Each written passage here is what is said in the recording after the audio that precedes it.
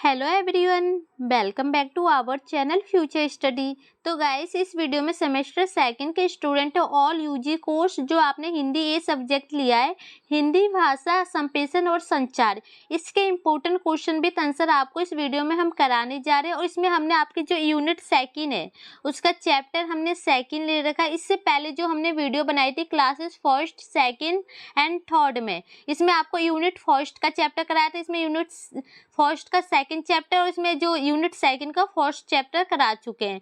तो वीडियो नहीं देखी तो देख लीजिएगा, लिंक आपको डिस्क्रिप्शन बॉक्स में मिलेगा। इसमें हम सेकंड चैप्टर कराने जा रहे हैं, फिर इसके बाद थर्ड एंड फोर्थ चैप्टर कराएंगे।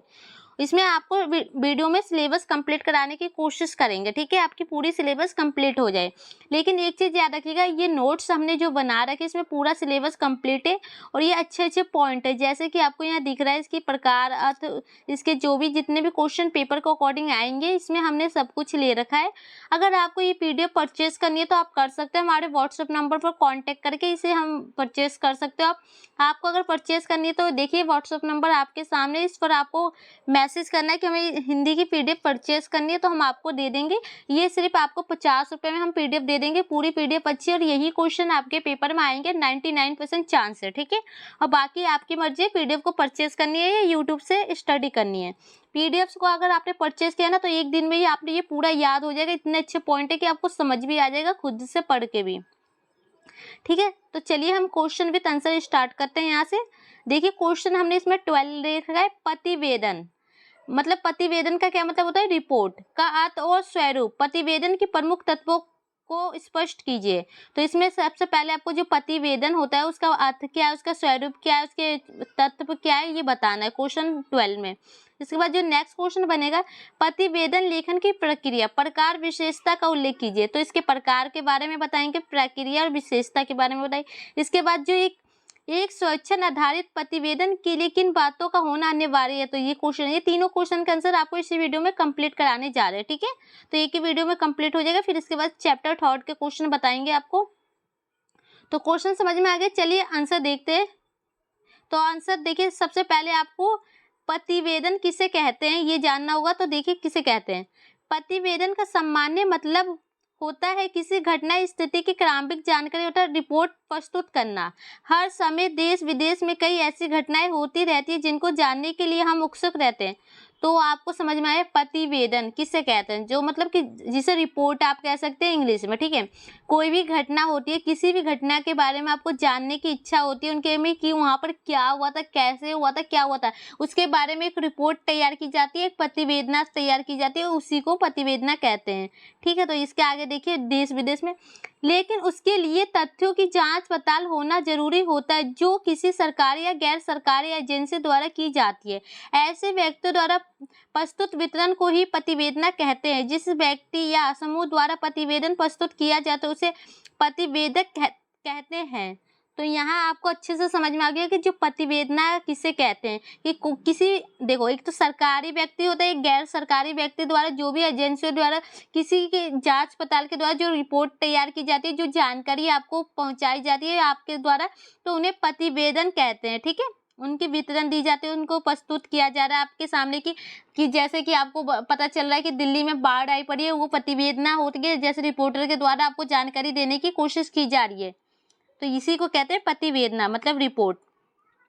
अब इसकी परिभाषा आप देख सकते हैं कि क्या है। तो इसकी निम्नलिखित परिभाषा होती है। पहला फर्स्ट पॉइंट देखिए, अंग्रेजी शब्दकोश के अनुसार प्रतिवेदन से अभिप्राय एक मौखिक या लिखित लेखा जोखा से है, जो सुना हुआ, देखा हुआ, अध्ययन किया हुआ इत्यादि होता है। मतलब कि जैसे कि आपको मीडिया के जरिए आपको पता ही है कि आपको मौखिक और लिखित दोनों तरीके से आपको देखने को मिलता है कोई भी जानकारी, कि मौखिक के अकॉर्डिंग जैसे कि मीडिया वाले बताते हैं कि इस जगह पर ये घटना घटित हुई है, और लिखित में आपको आ जाएगा कि जैसे कि वहाँ न्यूज में आप देखते रहते हैं, नीचे हेडलाइन लिख के आती रहती है, तो उसी को आप कहते हैं। इसकी परिभाषा याद रखिएगा। नेक्स्ट देख सकते हैं, इनके अनुसार प्रतिवेदन अथवा रिपोर्ट संचार की एक ऐसी व्यवस्था है जिसमें एक व्यक्ति किसी दूसरे व्यक्ति के लिए जो भी उन्हें प्रयोग करना चाहता है उसे सूचना अपने पास रखता है। तो इसके द्वारा, ये जो रिपोर्ट के द्वारा, संचार के द्वारा व्यक्ति की जो सूचनाएं होती हैं उनको ही जानकारी दी जाती है और अपने पास सूचनाओं को रखा जाता है। तो ये आपको समझ में आ गया। इसके बाद देखिए प्रतिवेदन का अर्थ। अब इसका अर्थ क्या है, आपको इसकी किसे कहते हैं इसकी परिभाषा बता दिए। सामाजिक अनुसाधन कार्य का अंतिम चरण प्रतिवेदन है, मतलब कि जो समाज के कल्याण की बात की जा रही है। शोध द्वारा प्राप्त आंकड़ों का विश्लेषण एवं व्याख्या करने के बाद प्राप्त निष्कर्षों को प्रतिवेदन के रूप में प्रस्तुत किया जाता है। कि जो भी आपके आंकड़े होते हैं, शोध होता है, मतलब कि जो भी आप जानकारी इकट्ठा करते हैं उसके बाद जो आप प्रस्तुत करते हैं किसी व्यक्ति को, उसे प्रतिवेदन कहते हैं। एक रिपोर्ट पूरे शोध का एक लिखित बयान है। रिपोर्ट में समस्या विषय के चिन्हन से लेकर तथ्यों के विश्लेषण और व्याख्या, निष्कर्ष और सुझाव तक की सभी प्रक्रिया का उल्लेख है। रिपोर्ट का प्रयोग शोधकर्ताओं द्वारा प्रकाशित या अप्रकाशित दस्तावेज के रूप में किया जाता है।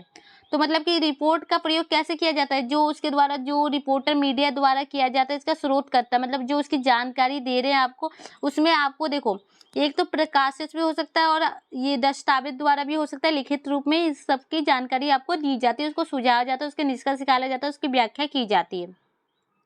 तो यहाँ तक आपको समझ में आया कि जो प्रतिवेदन किसे कहते हैं, या इसका अर्थ क्या है, इसकी परिभाषा क्या है, या रिपोर्ट किसे कहते हैं। इंग्लिश में से रिपोर्ट कहते हैं, आपके पेपर में रिपोर्ट भी लिख के आ सकता है, ठीक है।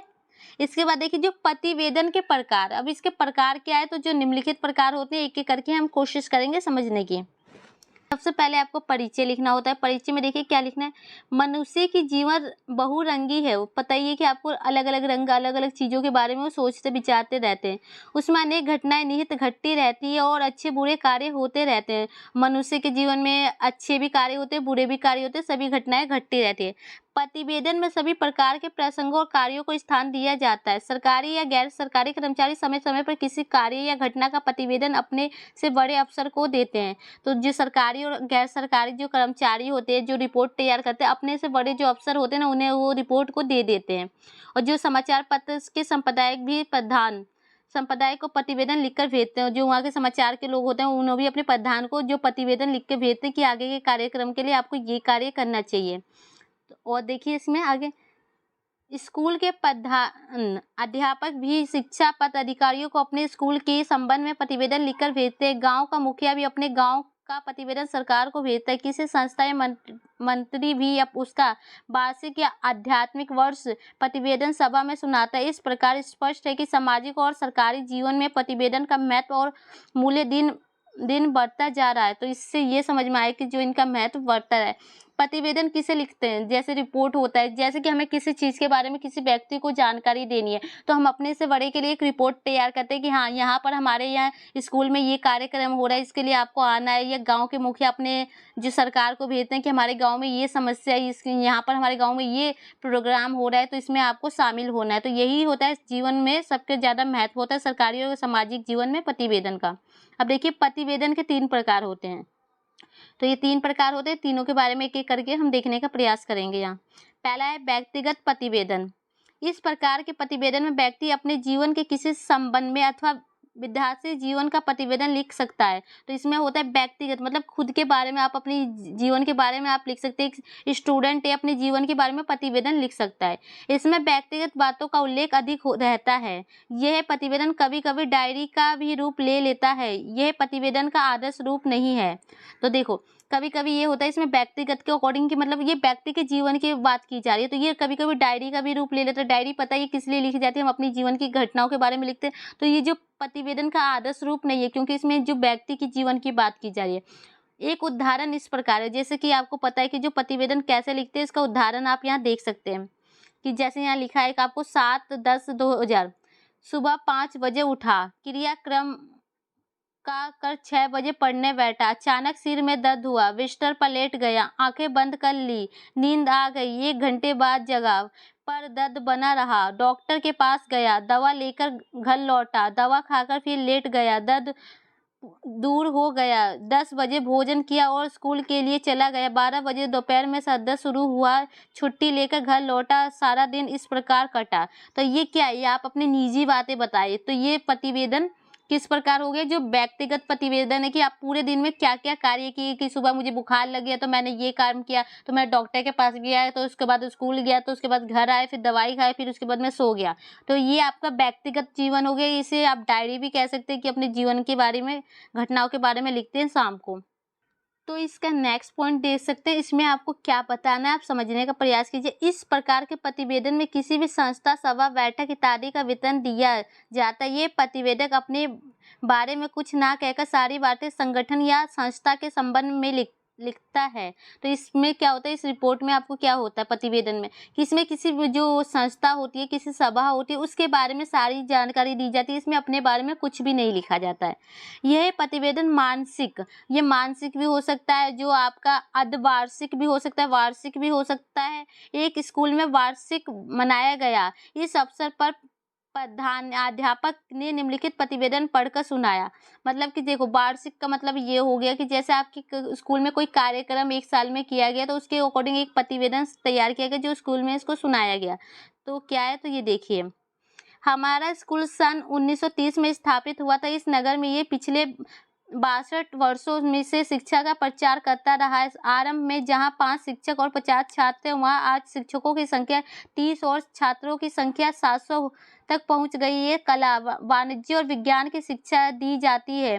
शिक्षकों को समय पर वेतन मिलता है। ये सभी बड़ी निष्ठा से काम करते हैं। स्कूल में ये सहा शिक्षा की भी व्यवस्था है। लड़कियों की संख्या में 250 है। इस वर्ष से सिलाई और कटाई बुनाई की शिक्षा की भी व्यवस्था की गई है। छात्र इसके महत्व से घरेलू काम धंधे उद्योग की रुचि ले रहे हैं। इस वर्ष प्रावेशिक प्रशिक्षण में 30 छात्र प्रथम श्रेणी में है, 12 द्वितीय श्रेणी में और तृतीय श्रेणी में है। इस वितरण से ये स्पष्ट है कि स्कूल हर दिशा में विकास कर रहा है। शिक्षा विभाग ने निरीक्षक ने इस पर सराहना की है, जो दिनक और इसके बाद जो आपका नाम और इसके अध्यापक और जिसके द्वारा हाई स्कूल के द्वारा लिखा गया, हरिदास हाई स्कूल। तो ये देखिए, ये क्या प्रतिवेदन है कि मतलब किसी स्कूल को आप प्रतिवेदन कैसे, किसी रिपोर्ट कैसे तैयार कर सकते हैं। इसमें सारी कुछ ना कि ये स्कूल कब बना है, किसके द्वारा बनाया गया, इसमें कितने बच्चे पढ़ते हैं, उनके क्या क्या सिखाया जाता है, क्या क्या बनाया जाता है, ये सब इसमें बताया जाता है। जो संगठन के अकॉर्डिंग, स्कूल के अकॉर्डिंग बात की जाती है। तो अब जो इसका लास्ट प्रकार है, तो इसका देखिए, इसमें आपको क्या करना है, किसी कार्य, योजना, घटना अथवा स्थिति का प्रतिवेदन भिन्नात्मक प्रतिवेदन कहलाता है। जैसे किसी सिविल के आयोजन का, किसी संस्था की वार्षिक उपलब्धियों का या किसी परिषद के कार्यकलापों आदि का प्रतिवेदन। तो इसमें क्या होता है कि जो आप किसी चीज का वितरण करते हो उसको कहते हैं इसमें। जैसे कोई घटना हो गई कि या कोई स्थिति हो गई, कोई कार्य हो गया, उसके बारे में आपको जानकारी देते हैं, क्रियाकलाप करते हैं। इस प्रकार के प्रतिवेदन में किसी मेले, यात्रा, पिकनिक, सभा, शैली, रैली आदि का वितरण तैयार किया जाता है। प्रतिवेदन को यह बड़ी ईमानदारी से एक विषय में यथार्थ वितरण देना पड़ता है। इस प्रकार के प्रतिवेदन का एक उदाहरण इस प्रकार है। तो ये क्या है, तो इसमें आपको पिकनिक के अकॉर्डिंग बात की जाएगी, मेले के अकॉर्डिंग बात की जाएगी कि सभा सम्मेलन, कि आपको पता है पिकनिक आप जाते हैं तो एक आपको लेटर लिखाया जाता है ना, कि आपकी फैमिली के सिग्नेचर कराया जाता है कि कल की डेट में आपको कुछ हो तो उनकी जिम्मेदारी नहीं होती है, आप कहाँ जाएंगे, क्या करेंगे, इस पूरे दिन की कहानी आपको बताई जाती है। तो देखिए, यहाँ पर एक मेले के अकॉर्डिंग बात की जा रही है। तो कैसे लिखा गया है, देखिए आपके क्वेश्चन पेपर में आ सकता है प्रतिवेदन कैसे लिखे जाते हैं बताइए। तो इसी टाइप से आपको लिखने होते हैं। इसमें आपको क्या लिखना है हम सिंपल बता देते हैं, इतना पढ़ने की जरूरत नहीं है आपको, बस आपको समझ आना चाहिए। देखिए, इसमें एक सोनपुर मेले के बारे में बताया गया है कि वो कब लगता है, कहाँ लगता है, उसका समय क्या है, उसमें कौन कौन लोग देखने आते हैं, कितने दिनों तक ये मेला चलता है और इसमें बहुत ज़्यादा भीड़ होती है और बड़ी दूर दूर से लोग जो इसका दर्शन करने की कोशिश करते हैं और आते हैं। दुकानों पर लगते हैं, दुकानों से खरीदते हैं, वहाँ की चीज़ें लेते हैं, अपने घरों में जाते हैं और दुकानों में लगी पशु पक्षी का जो होता है वो सब देखते हैं, इंजॉय करते हैं इत्यादि। ये सारी है। और फिर लास्ट में आपको दिनांक लिख देना है और अपना नाम लिख देना है कि सुरेश गौतम। तो इसी टाइप से आपको घोड़ा, गाय इत्यादि खरीद कर वो सब अपना कर सकते हैं। ठीक है, तो ये आपको हमने समझा दिया कि इसमें क्या लिखना है, आपको किस टाइप से मेले के अकॉर्डिंग या किसी भी चीज़ के अकॉर्डिंग प्रतिवेदन, मतलब आपके जो भी आपके जीवन में अकॉर्डिंग आप हो रहे हैं ना, आप किसी भी जगह आप गए, किसी मेले में गए, आपने क्या देखा, वहाँ से एंड तक जो भी कहानी है वो आप सबको लिख देना है अपने अकॉर्डिंग बना के। इसमें कोई वो नहीं है कि आपको बुक का लिखना है या कुछ भी लिखना है, आप अपने अकॉर्डिंग इसे बना के लिख सकते हैं। तो ये चीज़ याद रखिएगा। इसके बाद जो आपका नेक्स्ट क्वेश्चन बनता है, प्रतिवेदन लेखन की विशेषता या रिपोर्ट की विशेषता। तो ठीक है, तो इसकी निम्नलिखित विशेषता होती है, एक एक करके पॉइंट हम देख सकते हैं। फर्स्ट पॉइंट आपके सामने, प्रतिवेदन में किसी घटना या प्रसंग की मुख्य बातों को लिखी जाती है, मतलब जो सबसे इम्पोर्टेंट बात होती है ना या घटना की, उसी को लिखी जाती है, फालतू की बातें नहीं होती है, इसकी विशेषता है। सेकंड पॉइंट है, प्रतिवेदन में बातें एक क्रम में लिखी जाती है, सारी बातें सिलसिलेवार लिखी जाती है, मतलब एक क्रम में होता है, सीरियल वाइज लिखी जाती है कि मतलब पहले सबसे पहले क्या हो, फिर उसके बाद क्या हो, फिर उसके बाद क्या हो, ये नहीं कि बीच में घुचू मुचू कर दो। फिर थर्ड पॉइंट है इसका, प्रतिवेदन संक्षेप में लिखा जाता है, बातें विस्तार में नहीं संक्षेप में लिखी जाती है, मतलब कि एक शॉर्ट नोट होता है ना, संक्षेप में लिखा जाता है, ये नहीं कि पूरे विस्तार में पूरे फैला के, जो मेन इंपॉर्टेंट पॉइंट है उसे लिखा जाएगा। प्रतिवेदन ऐसा हो जिसके सारी बातें सरल और स्पष्ट हो, उनको समझने में सद्दत ना हो, उनको एक ही अर्थ और निष्कर्ष हो। स्पष्ट एक अच्छे प्रतिवेदन की बड़ी विशेषता होती है, मतलब कि प्रतिवेदन ऐसा होना चाहिए कि किसी भी व्यक्ति को आप दे रहे हो उसे एक लाइन में समझ में आ जाए, कोई उसको सद्दत ना हो, कोई उसको समझने में कठिनाइयाँ ना हो, तो ये एक अच्छी विशेषता है। प्रतिवेदन सच्ची बातों का वितरण होता है, इसमें पक्षपात, कल्पना और भावना के लिए स्थान नहीं होता, और ये एक सच्ची घटना के अकॉर्डिंग बात की जाती है कि कहीं भी कोई घटना घटित हुई है आपकी आंखों के सामने, वही आप बताते हैं, इसमें कोई कल्पना उल्पना की भावना नहीं होती है। प्रतिवेदन में लेखक या प्रतिवेदक की प्रतिक्रिया या धारक व्यक्ति नहीं की जाती, उसमें ऐसी कोई बात ना कही जाए जिससे भ्रम पैदा हो, और इसमें कोई ऐसी बातें नहीं की जा सकती जिससे लोगों में गलतफहमी या भ्रम पैदा हो। प्रतिवेदन की भाषा साहित्य नहीं होती, यह सरल और रोचक होती है। प्रतिवेदन जिस भाव से शब्दों का प्रयोग करता है उन शब्दों से वही भाव स्पष्ट होना चाहिए, मतलब कि इसमें जो साहित्य की भाषा नहीं होती, इसमें एकदम सरल होती है, जो कि रोचक होती है, और जो भाव के द्वारा प्रतिवेदक उसको आपको प्रयोग कर रहा है उन्हीं बातों को आपको स्पष्ट रूप से समझना चाहिए। नेक्स्ट पॉइंट है इसका, प्रतिवेदन किसी घटना या विषय की साफ और सजीव तस्वीर सुनाने या पढ़ने वाले के मन पर खींच देता है। यदि प्रतिवेदन बहुत बड़ा है तो उसका सारांश आवश्यक देना चाहिए, मतलब कि किसी भी घटना, किसी भी व्यक्ति के सुने हुए तस्वीरें पढ़ने के लिए लोगों पर ये क्या कहते हैं, खींच, मतलब उनको ध्यान आकर्षित करता है अपनी ओर, और एकदम जो ये बहुत बड़ा होता है तो इसका सारांश देना चाहिए प्रतिवेदन, मतलब रिपोर्ट लिखने का। इसके आगे देखते हैं नेक्स्ट पॉइंट, एक अच्छा प्रतिवेदन मात्र सुनाई बातों के आधार पर तैयार नहीं किया जा सकता है। इसके लिए प्रतिवेदन को प्रामाणिक तथ्यों का संग्रह कर प्रतिवेदन में प्रस्तुत करना होता है, मतलब किसी की सुनी सुनाई बातों पर के आधार पर आप नहीं तैयार कर सकते, इसके लिए आपको खुद ही वो चीज़ें देखनी होगी, समझनी होगी, उसके बाद उसे आप लिख सकते हैं। नेक्स्ट पॉइंट है, प्रतिवेदन में घटना, समस्या आदि का तथ्य एवं निष्पक्ष विवेचना होना चाहिए, इसमें व्यक्तिगत अपेक्षों के लिए कोई स्थान नहीं होना चाहिए, मतलब कि जो किसी भी घटना, किसी भी समस्या की जानकारी होनी चाहिए, अपनी व्यक्तिगत जो जीवन के बारे में आपको कुछ भी नहीं लिख सकते हैं। प्रतिवेदन विस्तृत होने की स्थिति में अनुच्छेदों में विभाजित किया जाना चाहिए, मतलब कि बहुत ज़्यादा बड़ा है तो उसको अनुच्छेदों को अकॉर्डिंग विभाजित किया जाना चाहिए कि थोड़े थोड़े अनुच्छेद लिखे जाए।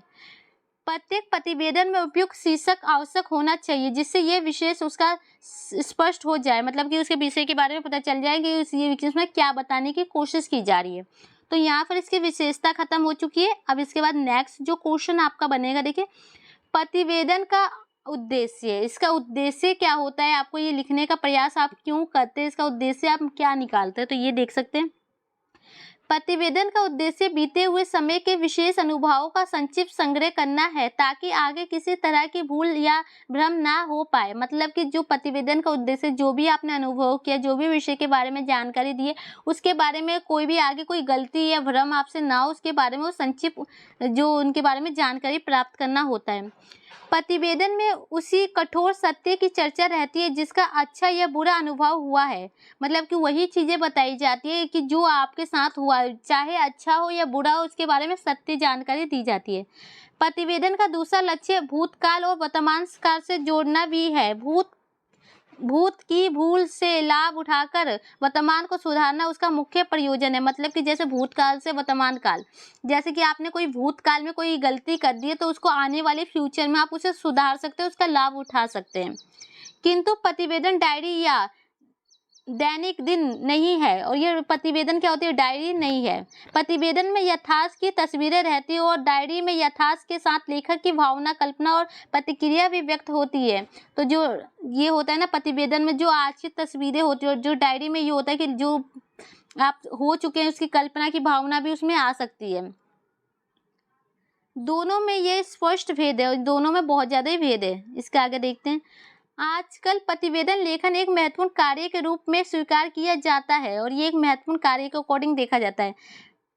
प्रतिवेदक व्यक्ति या सीमित विभिन्न ज्ञात अज्ञात तथ्यों की जांच, जो इनके प्रतिवेदन होते हैं, जो प्रतिवेदन मतलब जो तैयार किया जाता है वो विभिन्न जो होते हैं ना अज्ञात ज्ञात तथ्य होते हैं, जांच होते हैं, उनकी जानकारी प्राप्त करते हैं, उसका विश्लेषण करता है, आदि के जो निष्कर्ष निकालता है, उन्हें जनहित को ध्यान में रखते हुए प्रस्तुत करता है और उन्हें जनता को जो ध्यान में रखते हुए उनके सामने लाने की कोशिश करता है, उसको प्रस्तुत करता है।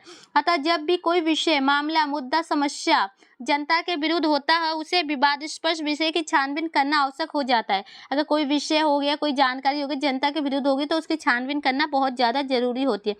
ऐसी स्थिति में ही प्रतिवेदन की जरूरत पड़ती है और ऐसी स्थिति में प्रतिवेदन की जरूरत मतलब रिपोर्ट की जरूरत पड़ती है। सरकारी, अर्ध सरकारी या गैर सरकारी कार्यालयों और संस्थाओं में छोटी बड़ी अनियमितताओं, गड़बड़ियों और विवादों की जांच तथा उनकी रिपोर्ट आदि की आवश्यकता बनी ही रहती है। आपको पता है सरकारी कर्मचारी या गैर सरकारी कार्यक्रमों में आपको रिपोर्ट की बहुत ज़्यादा नीड पड़ती है, क्योंकि आपको कोई भी विवाद हो, कोई भी गड़बड़ी हो तो उस रिपोर्ट के द्वारा आप उसको सुलझा सकते हैं, उसकी जांच पड़ताल कर सकते हैं। कि मान लीजिए जैसे कि आप बैंक में गए, बैंक में आपको फॉर्म क्यों भरवाते हैं? बिना फॉर्म भरे भी तो आपका काम हो सकता है, लेकिन इसलिए कराते हैं कि आने वाले फ्यूचर में अगर आपने कुछ कहा कि हमने ये काम नहीं किया तो वो आपको सबूत दिखा सकते हैं, उसको रिपोर्ट भी कह सकते हैं कि आपने ये प्रस्तुत किया था यहाँ पर। ठीक है, तो यही हो गया। अब इसके बाद देखिए, प्रतिवेदन लिखते समय कुछ बातों पर विशेष ध्यान देना चाहिए। ये वाला क्वेश्चन जो इससे ऊपर पहले हमने बताया था, क्वेश्चन नंबर 3 का आंसर है। ठीक है, तो क्वेश्चन एक बार हम आपको दिखा देते हैं, कहीं स्टूडेंट कंफ्यूज हो जाए किस क्वेश्चन का आंसर है। जितने अच्छे पॉइंट बता रहे हैं ना गाइस, कोई भी नहीं बताएगा, ये अच्छे अच्छे पॉइंट है। इसकी पीडीएफ आप परचेस कर सकते हैं। इससे पहले हमने आपके प्रकार बता दिए, उद्देश्य बता दिए, विशेषता बता दी। अब ये वाला लास्ट क्वेश्चन है, इसका आंसर बताने जा रहे हैं। ठीक है,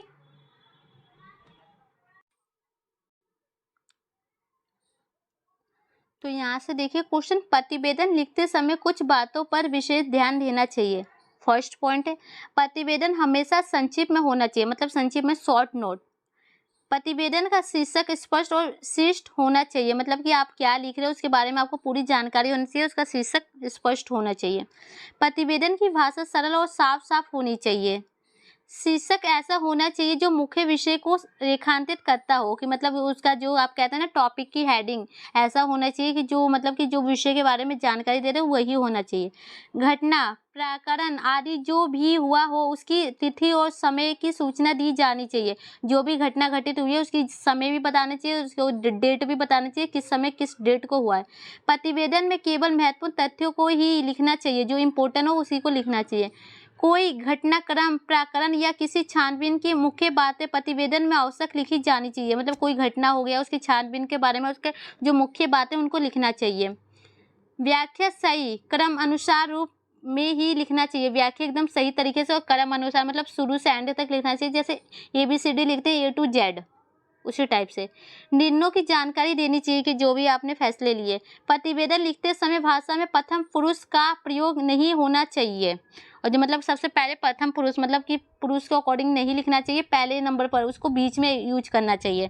तो ये तो थी आपको जो इसको प्रतिवेदन लिखने समय निम्नलिखित बातें आपको ध्यान में रखनी होगी। और इसके बाद देखिए नेक्स्ट क्वेश्चन आता है, प्रतिवेदन के मुख्य तत्व।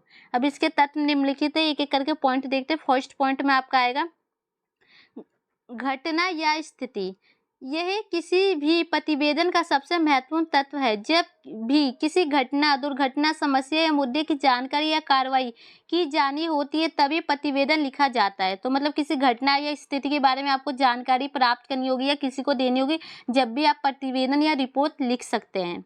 सेकंड पॉइंट है सीमित की नियुक्ति।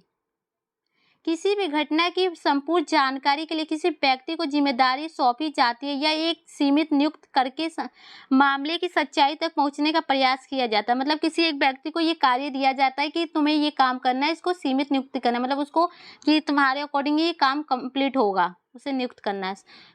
पूर्ण जांच पड़ताल, मतलब पूरी जानकारी चाहिए।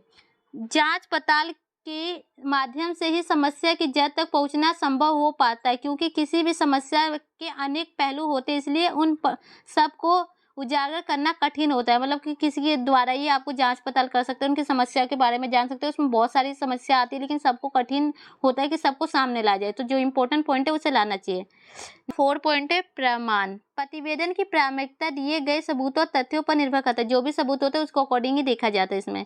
और जो इसका नेक्स्ट पॉइंट है सुझाव या सिफारिशें। सुझाव या सिफारिशें के माध्यम से ही समिति अपने विचारों को व्यक्त करती है। जो भी उनको सुझाव दिया जाता है, उनकी सिफारिश की जाती है, उसी को अकॉर्डिंग वो करते हैं।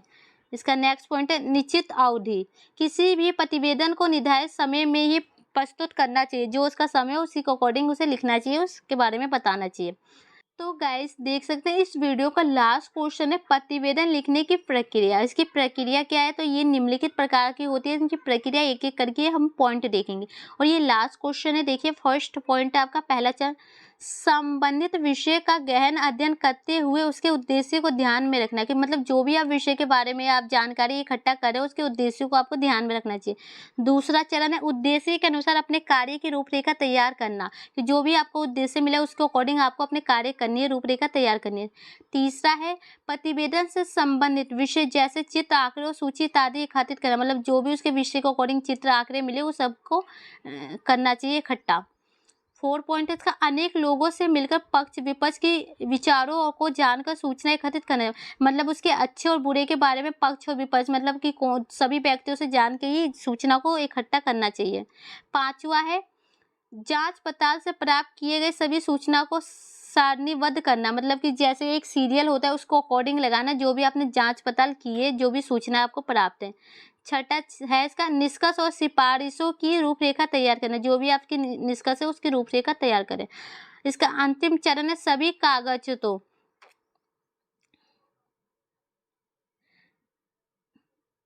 इसका अंतिम चरण है सभी कागजातों को शामिल करते हुए मुख्य प्रतिवेदन करके सीमित समिति। इसका अंतिम चरण है सभी कागजातों को शामिल करते हुए मुख्य प्रतिवेदन करके समिति के सभी सदस्यों के सिग्नेचर के साथ प्रस्तुत करना। मतलब कि सबके सिग्नेचर कराना, सभी जितने भी डॉक्यूमेंट है सभी की सिग्नेचर होनी चाहिए और समिति के द्वारा। तो फाइनली गाइस यहाँ पर ये क्वेश्चन खत्म हो चुके हैं। हमने इसमें आपको काफ़ी ज़्यादा क्वेश्चन का आंसर बता चुके हैं। इसके बाद जो आपकी नेक्स्ट वीडियो आएगी उसमें हम आपको क्लासेस जो आपकी होगी क्लासेस थर्ड का जो चैप्टर है इसके अकॉर्डिंग हम क्वेश्चन कराएंगे। ये क्वेश्चन बनते हैं इसके चैप्टर थर्ड के, ठीक है। तो एक एक करके हम सभी कंप्लीट करा देंगे। इस पीडीएफ को परचेज कर लीजिएगा। लिंक आपको कैसे करना है तो हमने आपको पहले ही बता चुके हैं। व्हाट्सएप पर कांटेक्ट कीजिएगा। व्हाट्सएप पर मैसेज करके आप कह सकते हैं कि मुझे इस हिंदी की बुक परचेज करनी है, तो आपको एक स्कैनर दिया जाएगा, आप उसको पे करके आप ले सकते हैं। तो वीडियो को शेयर कीजिए। Thank you.